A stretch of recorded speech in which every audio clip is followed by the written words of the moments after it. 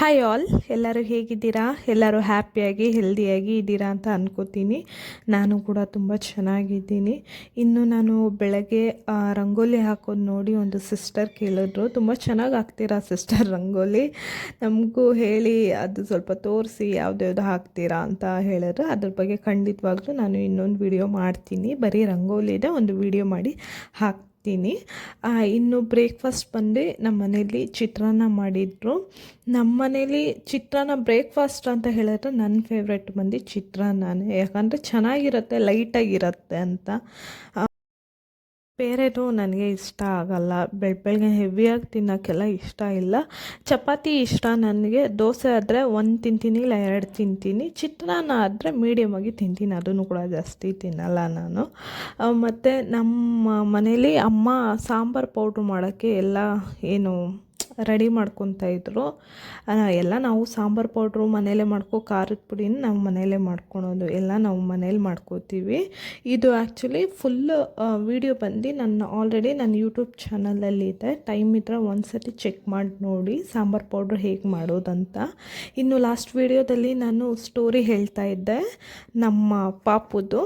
So back to the story ಹೇಳ್ತೀನಿ. ಇನ್ನು ಈ ಸ್ಟೋರಿ ಹೇಳ್ತಾ ಇದ್ದೀನಿ ಅಂದರೆ, ಈಗ ಸ್ವಲ್ಪ ಜನಕ್ಕೆ ಗೊತ್ತಿರಲ್ಲ ಎಲ್ಲಿ ಹೋದರೆ ಚೆನ್ನಾಗಿರುತ್ತೆ ಅಂದರೆ, ವೆಯ್ಟ್ ಕಮ್ಮಿ ಇರುತ್ತೆ ಮಗುದು. ಹೇಳಿರ್ತಾರಲ್ವ, ಚೆಕಪ್ ಮಾಡಬೇಕಾದ್ರೆ ಮಗು ವೆಯ್ಟ್ ಕಮ್ಮಿ ಇದೆ, ನೀವು ಬಂದ್ಬಿಟ್ಟು ಚೆನ್ನಾಗಿ ಊಟ ಮಾಡಬೇಕು, ಚೆನ್ನಾಗಿ ಹೆಲ್ತಿ ಫುಡ್ಸ್ ತೊಗೋಬೇಕು ಅಂತ. ಇವರು ತಿನ್ನಲ್ಲ ಅಂತಲ್ಲ, ತಿಂತಾ ಇರ್ತಾರೆ, ಆದ್ರೂ ಕೂಡ ಮಗು ವೆಯ್ಟ್ ಕಮ್ಮಿ ಇರುತ್ತೆ. ಅದು ಸ್ಟ್ರೆಸ್ಸಿಂದ ಆಗಿರ್ಬೋದು, ತುಂಬ ಕಾರಣಗಳಿರುತ್ತೆ. ಆ ಥರ ಮಗುವಿಗೆ ಎಲ್ಲಿ ಡೆಲಿವರಿ ಆಗಬೇಕು, ಎಲ್ಲಿ ಹೋದರೆ ಚೆನ್ನಾಗಿರುತ್ತೆ, ಎಲ್ಲಿ ಚೆನ್ನಾಗಿ ನೋಡ್ಕೊತಾರೆ ಅಂತ ಗೊತ್ತಿರಲ್ವಲ್ಲ, ಅವರಿಗೆ ಈ ಒಂದು ವಿಡಿಯೋ ಹೆಲ್ಪ್ ಆಗುತ್ತೆ ಅನ್ನೋ ಕಾರಣ ನಾನು ಹೇಳ್ತಾ ಇದ್ದೀನಿ. ಯಾಕಂದರೆ ಸೇಮ್ ಪ್ರಾಬ್ಲಮ್ ನಾವು ಫೇಸ್ ಮಾಡಿರೋ ಕಾರಣ ಹೇಳ್ತಾ ಇದ್ದೀನಿ. ನಮ್ಮ ಎಕ್ಸ್ಪೀರಿಯನ್ಸ್ ಹೇಳ್ತಾ ಇದ್ದೀನಿ ನಾನು, ಅಂದರೆ ನಮ್ಮ ಅಕ್ಕಗೆ ಏನೇನಾಯಿತು ಅನ್ನೋದು. ಯಾಕಂದರೆ ನಾನು ಜೊತೆಯಲ್ಲಿದ್ದಿದ್ದ ಕಾರಣ ಎಲ್ಲನೂ ನನಗೆ ಗೊತ್ತಿದೆ. ಸೊ ಅದಕ್ಕೆ ಕಾರಣ ನಾನು ಹೇಳ್ತಾ ಇದ್ದೀನಿ. ಈ ವಿಡಿಯೋ ನಿಮಗೆ ಹೆಲ್ಪ್ಫುಲ್ ಆಗುತ್ತೆ ಅಂತ ಅನ್ಕೋತೀನಿ. ರಾಮಯ್ಯಗೆ ಹೋದ್ವಿ ನಾವು. ಅಲ್ಲಿ ಹೋದಾಗ ಎಲ್ಲ ಅಲ್ಲೇ ಇರ್ತಾರೆ, ಅಂದರೆ ಅಲ್ಲಿ ತುಂಬ ಜನ ಸ್ಟಾಫ್ಸ್ ಇರ್ತಾರೆ, ನರ್ಸ್ಗಳು ಕೂಡ ತುಂಬ ಜನ ಇರ್ತಾರೆ, ಡಾಕ್ಟರ್ಸು ತುಂಬ ಜನ ಇರುತ್ತೆ. ನೀವು ಅಲ್ಲಿ ಹೋದ್ಮೇಲೆ ಗೊತ್ತಾಗುತ್ತೆ.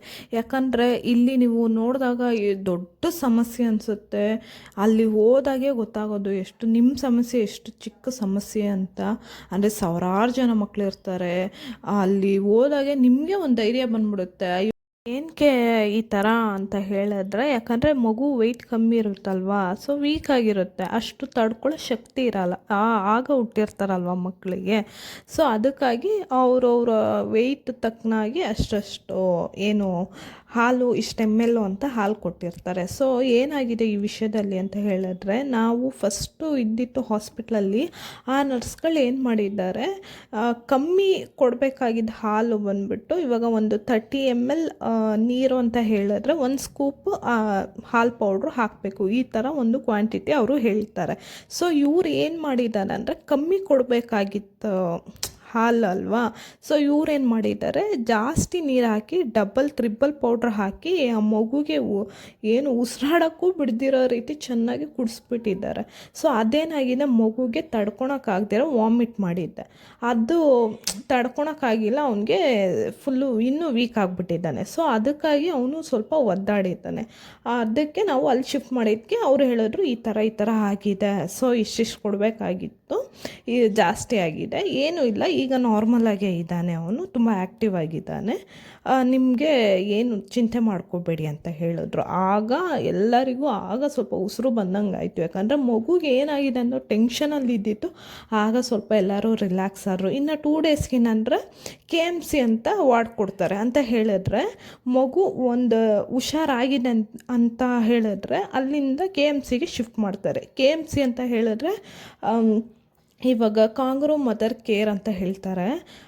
ಇವಾಗ ನೀವು ರೀಲ್ಸಲ್ಲೆಲ್ಲ ನೋಡಿರ್ತೀರಲ್ವ, ಚಿಕ್ಕ ಮಗುನೆಲ್ಲ ಈ ಥರ ಎದೆ ಮೇಲೆ ಇಟ್ಕೊಂಡು ಮಲ್ಕೊಂಡಿರ್ತಾರೆ, ತಾಯಿದಿರನ್ನ ಹಾಕಿ ಮಲಗಿಸಿ ಮಾಡಿರ್ತಾರೆ, ರೀಲ್ಸಲ್ಲೆಲ್ಲ ನೋಡಿರ್ತಾರೆ.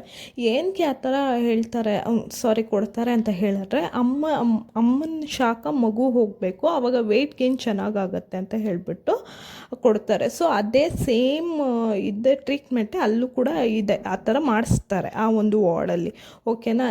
ಅಲ್ಲಿ ಏನು ಅಂತ ಹೇಳಿದ್ರೆ ಫಸ್ಟ್ ನಮಗೆ ಭರವಸೆ ಅವರು ಕೊಡ್ತಾರೆ, ನೀವು ಮನೇಲಿ ಹೋಗಿ ನೋಡ್ಕೊಳ್ಳೋ ಅಷ್ಟು ಇದ್ದೀರಾ, ನೀವು ಹೋಗ್ತೀರಾ ಅಂತ ಫಸ್ಟ್ ನಮ್ಮನ್ನೇ ಕೇಳ್ತಾರೆ. ನಿಮಗಿಲ್ಲ, ನಮ್ಗಾಗಲ್ಲ ಅಂತ ಅವರೇ ನೋಡ್ತಾರೆ. ಆಗಲ್ಲ, ಇವ್ರ ಕೈಲಿ ಆಗಲ್ಲ ಅಂತಂದರೆ 1 ತಿಂಗಳಾಗಲಿ 2 ತಿಂಗಳಾಗಲಿ ಹುಡಿ ಕಳಿಸ್ತಾರೆ. ಅದೊಂದು ದೊಡ್ಡ ಧೈರ್ಯ ಅಂತ ಹೇಳ್ಬೋದು. ಯಾಕಂದರೆ ಇವಾಗ ಗೊತ್ತಿರಲ್ಲ ಎಲ್ಲಿ ಹೋಗಬೇಕು, ಏನು ಬರಬೇಕು. ಸ್ವಲ್ಪ ಜನಕ್ಕೆ ಪೇರೆಂಟ್ಸು ಅಂದರೆ ನೋಡ್ಕೊಳಕ್ಕಿರಲ್ಲ, ಅವ್ರಿಗಂತೂ ಬೆಸ್ಟ್ ಹಾಸ್ಪಿಟ್ಲ್ ಅಂತ ಹೇಳ್ತೀನಿ.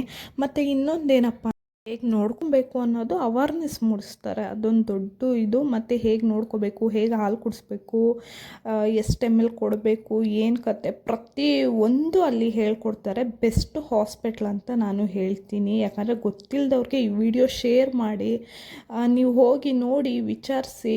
ಈ ಇನ್ಫಾರ್ಮೇಷನ್ ನಿಮಗೆ ಇಷ್ಟ ಆಗಿದೆ ಅಂತ ಅಂದ್ಕೋತೀನಿ. ನೆಕ್ಸ್ಟ್ ವಿಡಿಯೋದಲ್ಲಿ ಸಿಗ್ತೀನಿ.